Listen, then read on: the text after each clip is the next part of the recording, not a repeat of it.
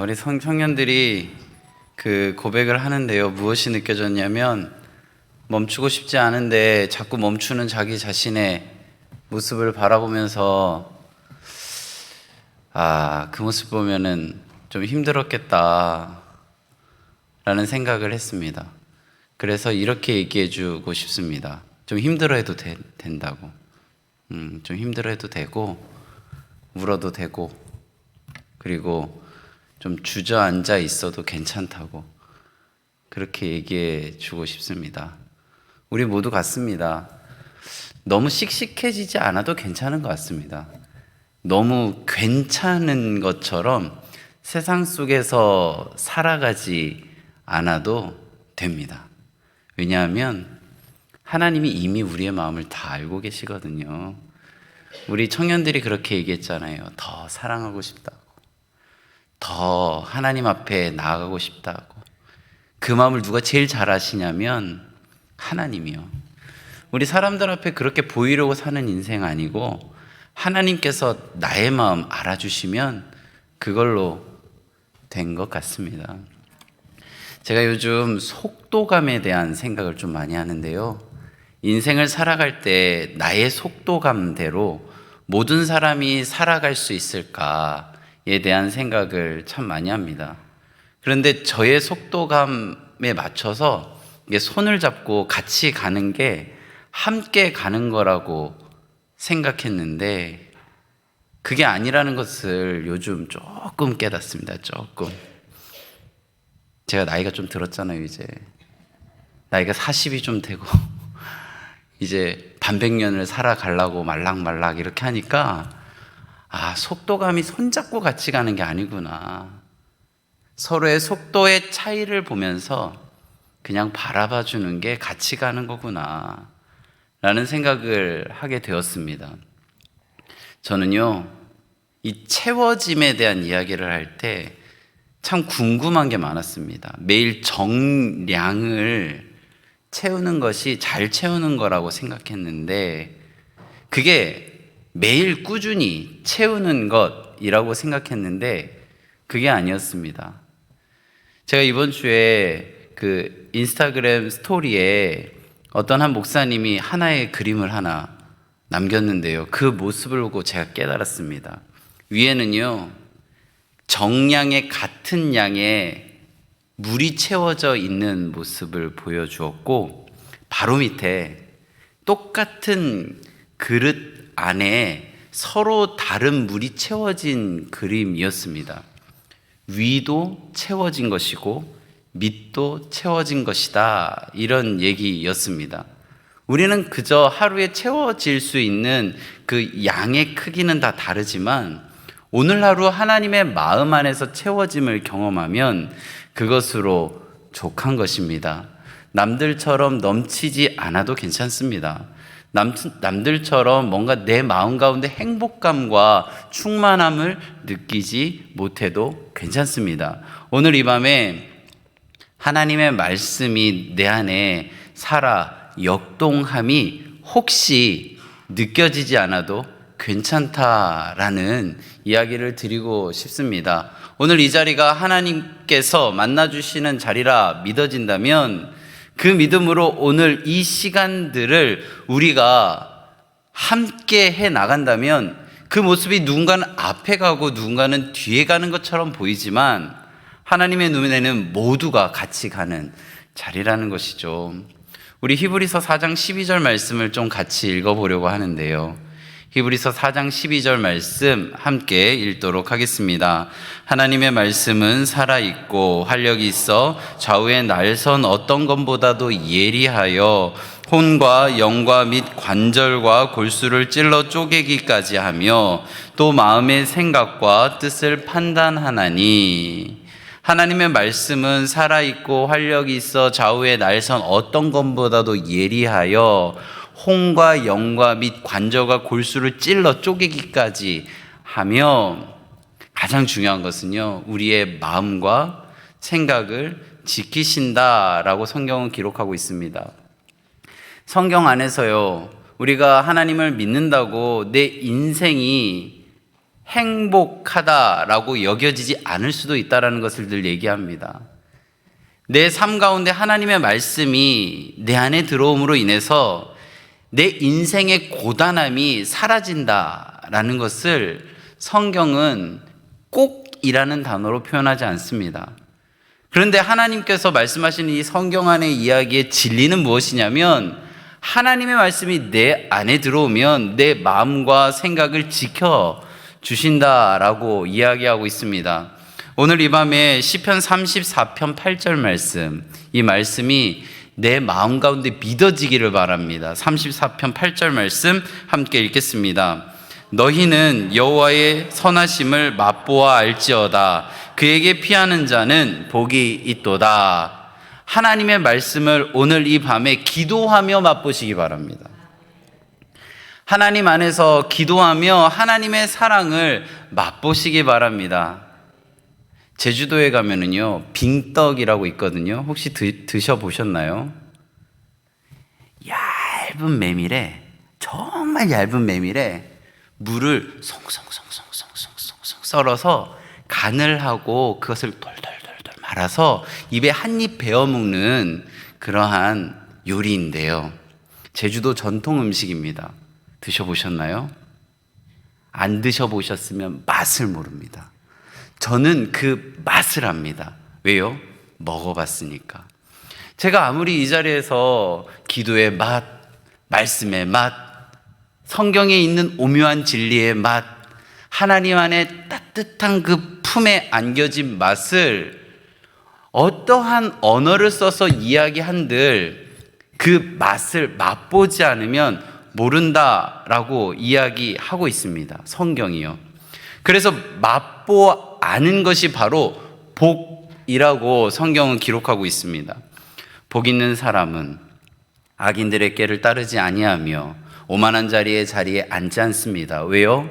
복 있는 사람은 하나님의 말씀을 맛보 알았기 때문에 오만한 자 그리고 악한 자의 자리에 앉는 것이 무의미하다는 것을 알기 때문입니다. 그래서 복 있는 사람은요, 시절을 쫓아 과실을 맺으며 그 잎사귀가 마르지 아니함 같으니 그가 하는 모든 일이 다 형통하다라고 고백할 수 있게 되는 것이죠. 왜요? 하나님이 내 삶을 인도하시기 때문에. 사망의 음침한 골짜기를 다닐지라도 내가 해를 두려워하지 않는 이유는 주께서 나와 함께 하심을 맛보아 알았기 때문에. 지금 내 눈앞에 보이는 것이 사망의 음침한 골짜기를 할지라도 내가 해를 두려워하지 않는 이유는 지금 주께서 내 곁에 계시기 때문입니다. 그것으로 인해서 우리가 행복했으면 좋겠습니다. 다시 말씀드립니다. 힘들어해도 괜찮습니다. 눈물 나올 때 주저앉아 울어도 괜찮습니다. 내 마음 가운데 이해되지 않는 것들이 있을 때 이해되는 척 하지 않아도 괜찮습니다. 모르면 모른 대로, 알면 안 대로, 기쁘면 기쁜 대로, 슬프면 슬픈 대로 있는 모습 그대로 하나님께 나아가면 여호와의 말씀을 맛보아 아는 복이 오늘 이 밤에 있을 줄로 믿습니다. 우리가 예수님께 나아갈 때 예수님이 누구인가 라고 누군가 물어볼 때 나는 무엇이라고 대답할 수 있을까? 나에게 있어서 예수님이 누구십니까? 라고 물어볼 때 나는 무엇이라고 대답할 수 있을까? 이 물음에 예수님이 직접 나는 어떤 존재이다 라는 것을 오늘 성경에서 이야기하는데요. 오늘 성경 본문은 누가복음입니다. 누가복음은 마태, 마가, 누가, 요한복음, 사복음서의 하나의 복음서인데 누가복음에는 독특하게 많은 누가복음에만 기록되어 있는 기록들이 있습니다. 누가복음의 특징이 있거든요. 누가복음은 어린이, 그리고 여인, 그리고 그 당시에 소외된 계층들이 읽기에 좋은 복음서였습니다. 그래서 우리 어린 친구들이 교회학교 시간에 많이 배우는 부자와 나사로 이야기도 누가복음에만 있습니다. 그리고 뽕나무로 많이 기억되어지는 돌 무화과 나무에 올라간 삭개오의 이야기도 누가복음에만 있습니다. 그리고 선한 사마리아인 이야기 혹시 아시나요? 강도 만난 사람을 레위인도 그대로 지나갔고 율법학자도 그대로 지나갔는데 사마리아 여인이 그를 구출해주고 여관에 데려다 준 후에 치료하고 혹시 이 치료의 시간들에 돈이 더 필요하면 내가 돌아올 때 다시 그 값을 지불해 주겠다고 한 이 이야기도 누가복음에만 나옵니다. 이렇게 무언가 편안하게 예수님을 잘 설명할 수 있는 예화 이야기들이 누가복음에만 많이 기록되어져 있는데요. 오늘 함께 나눌 이야기는 예수님의 유년 시절의 이야기를 유일하게 복음서 전체에서 기록하고 있는 이야기입니다. 예수님이 12살 때 이야기입니다. 예수님께서는 육신은 유대인이었기 때문에 신명기 율법에 따라 매번 1년에 3번 절기에 유대인들은 누구나 예루살렘으로 가야 하는 그런 법에 따라서 지금 그 발걸음을 옮깁니다. 그때는 6월절이었습니다. 예수님은 지금 유대인으로서 어머니 아버지뿐만 아니라 많은 무리들과 함께 그 발걸음을 옮겨 갔습니다. 예루살렘의 모든 절기에 종교적인 제의를 다한 후에 다시 자신의 집으로 돌아오는 과정 속에 많은 무리 틈에 의해 옮겨지는 시간들이었기에 예수님의 모습을 어머니 마리아와 아버지 요셉은 보지 못했습니다. 그 당시의 기록에 따르면 많은 무리들이 함께 이동하는 모습으로 많이 그려지는데요. 예수님이 이 3명, 엄마, 아빠, 아들 이렇게 움직인 것이 아니라 많은 무리가 함께 친척들, 주변 동네 사람들과 함께 그 걸음을 옮겼기 때문에 12살 자신의 그 발걸음을 스스로 걸을 수 있는 초등학교 6학년, 중학교 1학년 정도 되는 남자아이를 엄마, 아빠가 손을 잡고 다니지 않아도 되는 나이였기에 예수님이 첫째 날 보이지 않습니다. 돌아가는 길에요. 둘째 날도 보이지 않습니다. 누구와 같이 있겠지라고 생각되어질 수 있는 무리 안에 있었으니까요. 근데 셋째 날까지 보이지 않으니까 어머니, 아버지가 궁금해하기 시작합니다. 그래서 왔던 길을 도로 찾아가면서 아들 예수를 찾기 시작하는데요. 이제 예수님과 어머니 마리아가 드디어 만납니다. 그때 무엇이라고 얘기하냐면요. 2장 48절 말씀 함께 읽겠습니다. 그의 부모가 보고 놀라며 그의 어머니는 이르되 아이야 어찌하여 우리에게 이렇게 하였느냐 보라 내 아버지와 내가 근심하여 너를 찾았노라. 지금 이 상황 속에 근심하며 찾았던 이야기를 담아내고 있습니다. 오늘 이 이야기 속에서 예수님이 자신이 누구신지를 처음 드러내는 이야기 속에 어머니와 아버지는 아들 예수를 찾고 있는 이 이야기 속에 어떠한 차이가 있는지를 조금 자세하게 보도록 하겠습니다. 오늘 이 이야기 속에서 예수님께 어머니는 어떻게 그런 일들을 하였느냐라고 물을 때 49절 말씀을 우리 같이 읽어보도록 하겠습니다. 예수께서 이르시되 어찌하여 나를 찾으셨나이까 내가 내 아버지 집에 있어야 될 줄을 알지 못하셨나이까. 48절과 49절에는 차이가 있습니다. 예수님을 바라볼 때 어머니 마리아는 어떻게 표현하냐면요, 내 아버지와 내가 라고 표현합니다. 근데 49절에서 예수님은 무엇이라고 얘기하냐면 내 아버지의 집이라고 표현합니다. 그 말은 무엇이냐면 어머니 마리아는 지금 12살 난 아들 예수, 육신의 아들 요셉의 아들로 보았다면 예수님은 자기 자신을 어떻게 표현하냐면 하나님의 아들로 표현하고 있는 겁니다. 예수님을 지금 어머니 마리아는 육신의 아들로 보고 있고 말하고 있다면 예수님 자신은 하나님의 아들로 지금 표현하고 있는 겁니다. 자, 그러면 우리에게 있어서 예수님은 지금 어떤 분입니까? 예수님이 어떤 분이라고 느끼느냐에 따라서 지금 우리의 기도의 방향은 달라집니다. 예수님이 나에게 있어서 치유의 하나님의 아들이라고 부르면 내 몸에 있는 이 병으로 인하여 이 병을 치유할 수 있는 분으로 여기면서 기도하겠죠. 그리고 나의 인도자라고 여겨진다면 나의 이 길의 막힘으로 기도하겠죠. 바울이 기도했습니다. 바울이 자신의 육체의 가시를 놓고 기도를 했습니다. 성경에는 두 가지 해석이 있는데요. 첫 번째 해석은 그 가시가 정말 육체의 가시, 몸의 질병으로 보았습니다. 두 번째 해석은 무엇이냐면 이 바울을 괴롭히는 가시처럼 콕콕 찌르는 그런 사람들 존재로 보았습니다. 첫 번째든 두 번째든 바울은 그 가시가 자신에게서 제거되어지기를 바랬습니다. 그때 기도한 하나님, 예수님은 어떤 분이냐면 이 가시를 제거해 주는 분으로 기도했습니다. 응답이 어떻게 왔냐면요, 내 은혜가 내게 족하다, 이렇게 옵니다. 그러면 내 가시를 제거해 줄 수 있는 분 정도로 끝나버린다면 이 바울의 기도에 대해서는 응답이 되어지지 않은 것이죠.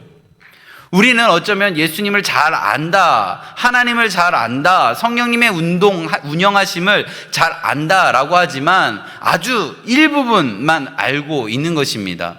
천지만물을 창조하신 하나님께서 오늘 이 밤에 내가 알지 못하는 부분까지도 친히 나를 위하여 강구하심으로 인하여 내가 기도해야 할 부분을 대시 기도하신다라고 성경은 기록하고 있습니다.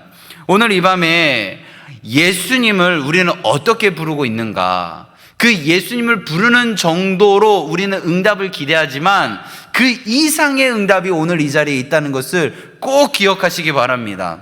예수님께서는 지금 하나님을 아버지라고 표현하고 어머니는 너의 아버지는 요셉이다 라고 표현하면서 지금 이 대화를 들었을 때 마리아는 어쩌면 예수님께서 49절의 이야기를 딱 끝내고 알아차릴 수도 있었습니다. 왜요? 마리아는 예수님을 하나님께서 허락하셨을 때 이미 알고 있었거든요. 예수님이 하나님의 아들이라는 것을 알고 있었습니다. 아, 지금 예수님은 그 말을 하는구나 라고 여길 수도 있는, 어느 누구보다도 정확하게 알 수 있는 이 마리아가 어떻게 하냐면요, 50절 말씀 함께 읽겠습니다. 그 부모가 그가 하신 말씀을 깨닫지 못하더라. 깨닫지 못합니다. 깨닫지 못해요. 잘 알 수 있음에도 불구하고 깨닫지 못합니다. 하나님 안에서 49절에서 예수께서 이르시되 어찌하여 나를 찾으셨나이까? 내가 내 아버지 집에 있어야 될 줄을 알지 못하셨나이까 하시니, 그 이야기를 듣고 깨달아야 하는데 어느 누구보다도 잘 깨달을 수 있는 이 마리아가 깨닫지 못합니다. 이게 우리 안의 은혜입니다. 목사인 제가, 그리고 이 자리에서 신앙의 연조가 긴 분들도 깨닫지 못할 수 있다라는 겁니다. 아, 내가 이렇게 신앙생활 하는데 내가 이렇게 힘들어도 되나? 그래도 된다라는 겁니다. 내가 이 시간 속에서 예수 믿는 자로 세상 속에서 당당하게 분명 살아가야 하는데, 어깨 펴고 살아가야 되는데 왜 내 어깨는 점점 줄어드는가? 내가 믿으려고 하면 할수록 왜 내 주변의 상황들은 안 좋아지는가? 정말 예수님이 있는가? 하나님이 있는가라는 물음 앞에서 그래도 괜찮다라는 위로의 말씀이 바로 50절의 말씀입니다. 그런데요, 성경은 여기서 끝나지 않습니다. 51절 말씀 함께 읽겠습니다. 예수께서 함께 내려가사 나사렛에 이르러 순종하여 받드시더라. 그 어머니는 이 모든 말을 마음에 두니라. 우리가 해야 되는 것은 모른다 라고 끝나는 것이 아니라 마음에 둠으로 이어가야 한다는 것이죠. 지금 이 상황이 나에게 왜 찾아왔지? 모르지만 마음에 두는 것이죠. 하나님께서는 우리에게 감당할 시험만을 주시는데 이 상황 속에서 왜 이 상황이 나에게 오지? 마음에 두는 겁니다. 그때 목사님이 한 이야기, 주변의 권사님이 한 이야기, 주변에 나의 사랑하는 동역자들이 한 이야기가 이해되지 않고 듣기 싫지만 그 이야기를 마음에 두는 것이죠. 마음에 두었더니 마리아의 인생을 바라보면 성경에서 어머니 마리아가 그 마음을 두었더니 결국에는 십자가 부활의 사건에 깨닫게 되는 모습을 보게 되는 것입니다. 지금 당장은 깨닫지 못할 수 있지만, 지금 당장은 이해되지 않을 수 있지만, 지금 당장은 나에게 위로가 되지 않을 수 있지만, 마음에 두면 하나님의 때에 하나님의 방법으로 그것이 깨달아진다라는 겁니다. 그 이유가 무엇이냐면요, 시편 119편 105절 말씀입니다. 우리 함께 읽겠습니다. 주의 말씀은 내 발의 등이요 내 길의 빛이니이다. 성경은 주의 말씀은 내 발의 등이라고 이야기합니다. 그리고 내 길을 비춘다라고 이야기합니다. 그런데요, 그 빛의 방향이 어디냐면요, 내 발 앞 정도. 우리는요, 하나님의 말씀이 내 앞에 있는 이 길을 등대처럼 쫙 비춰주기를 바라죠. 성경 우리의 길을 무엇이라고 얘기하냐면요, 시온의 대로라고 합니다. 하이웨이요. 영어라 어려우시죠? 고속도로요, 고속도로. 뻥 뚫린 길이요, 뻥 뚫린 길. 십자가의 도가 멸망하는 자들에게는 미련한 것이요, 구원받는 자 우리에게는 뭐라고요? 하나님의 능력. 길이 보이면 능력이 보이는데 그 길이 발 앞에만 보인대요. 그러니까 그 길이 얼마나 넓은지, 얼마나 쭉 뻗어 있는지를 우리는 못 본다는 겁니다. 저는 이 시편 119편 105절 말씀이 제 안에 들어올 때마다 너무 답답했습니다. 하나님, 저를 그렇게 못 믿으시냐고. 하나님, 제가 그걸 보면은 뭐 어떻게 하겠냐고. 그런데요, 그때 이 말씀과 같이 오는 말씀이 뭐냐면, 하나님은 감당할 수 있는 시험만 주신다라는 겁니다. 발등 앞 정도 볼 수 있는 게 우리가 감당할 수 있는 부분이고요, 이 길 전체를 보는 게 하나님의 영역이라는 겁니다. 하나님의 영역이 이 길이 없는 것이 아니고요, 우리가 그 길을 다 보는 것이 감당되어지지 않는 연약함이 우리 안에 있기 때문인 것입니다. 혹시 이 자리에서 내 앞으로의 시간들이 궁금하신 분, 오늘 119편 105절 말씀 꼭 기억하시면서, 그래도 하나님의 은혜로 주의 말씀으로 내 발 앞에 등만이라도 비춰진 은혜가 지금 나에게 있어서 감사합니다 라고 고백하는 우리들이 되기를 바랍니다. 혹시 내 앞에 보여지는 것이 티끌이라 할지라도 그것은 발 앞에 있는 티끌입니다. 전체 길에 있는 티끌이 아니라는 거죠. 그 티끌로 인해서 힘들어도 괜찮습니다. 왜요? 길은 어마어마하게 큰 고속도로거든요. 그 길을 믿고만 간다면, 힘들어하지만 믿고만 간다면, 한 걸음 한 걸음 주 예수와 함께만 간다면 날마다 우리는 걸어갈 수 있는 거예요. 하나님 믿고 우리 걸어갑시다.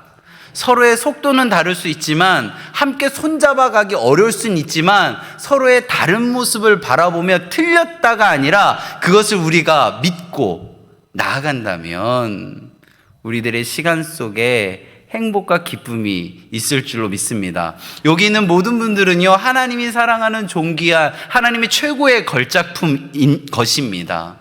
서로는 틀리지 않았어요. 나와 다를 뿐입니다. 그 다름을 존귀하게 여기고 사랑함으로 바라본다면 그들의 삶 가운데 뻥 뚫린 시온의 대로가 주의 은혜 가운데 이루어질 줄로 믿습니다. 우리들의 삶 가운데 너무 좋은 차가 있다라고 상상을 해봅시다. 한 얼마로 할까요? 한 100억짜리요? 100억짜리 차가 있으면 뭐 합니까? 기름이 없으면 달리지 않는데요. 주차하면 주차비만 나와요. 하나님께서 주유해 주셔야만 그 차의 진면목이 나오는 것이죠. 하나님은 우리를 최고의 걸작품으로 만들어 주셨는데요, 우리 안에 성령이 주입되지 않으면 우리들의 진면목이 안 나타난다라는 겁니다. 오늘 우리가 기도할 것은 하나님 안에서 성령 충만함을 간구하는 겁니다. 하나님께서 우리 빚어주신 대로 세상 속에서 사용되어지기를 바라는 마음으로 그렇게 사용되어짐을 소망하셨으면 좋겠습니다. 우리가요, 누군가 찾아와서 예수님이 누구십니까? 라고 물어볼 때, 예수님은 우는 자의 위로와 없는 자의 풍성이 되시는 분입니다. 예수님은 약한 자의 강함과 눈먼 자의 빛 되시는 분입니다. 예수님은 추한 자의 정함과 죽을 자의 생명이 되시는 분입니다. 예수님은 온 교회의 머리와 온 세상의 구주 되시는 분입니다. 이런 예수님이 지금 내 곁에 계십니다. 라고 고백하는 우리가 되어가는 시간들이 이어져 가기를 바랍니다. 예수님이 누구십니까? 우리가 고백하는 것 이상의 분이십니다. 하나님이 어떤 분입니까? 우리가 생각하는 것 이상으로 천지 만물을 창조하시고 운영하시는 분입니다. 성령님이 내 안에 어떤 분입니까? 성령님은요, 내 삶 가운데 있는 모든 요소를 세밀하게 챙기시고 우리가 가야 할 바를 분명하게 보여주시는 분입니다. 우리들이 가는 모든 길 주님이 인도하시는 줄로 믿으시기 바랍니다. 내 발 앞에 등처럼 아주 짧음을 보는 것 같지만 그 길 전체는 하나님께서 예비하시고 나의 가는 길 정금과 같이 주님이 단련하신 후에 내가 달려갈 줄로 믿고 하나님께서 허락하심 안에 오늘 하루의 시간을 행복하게 이어가시기 바랍니다.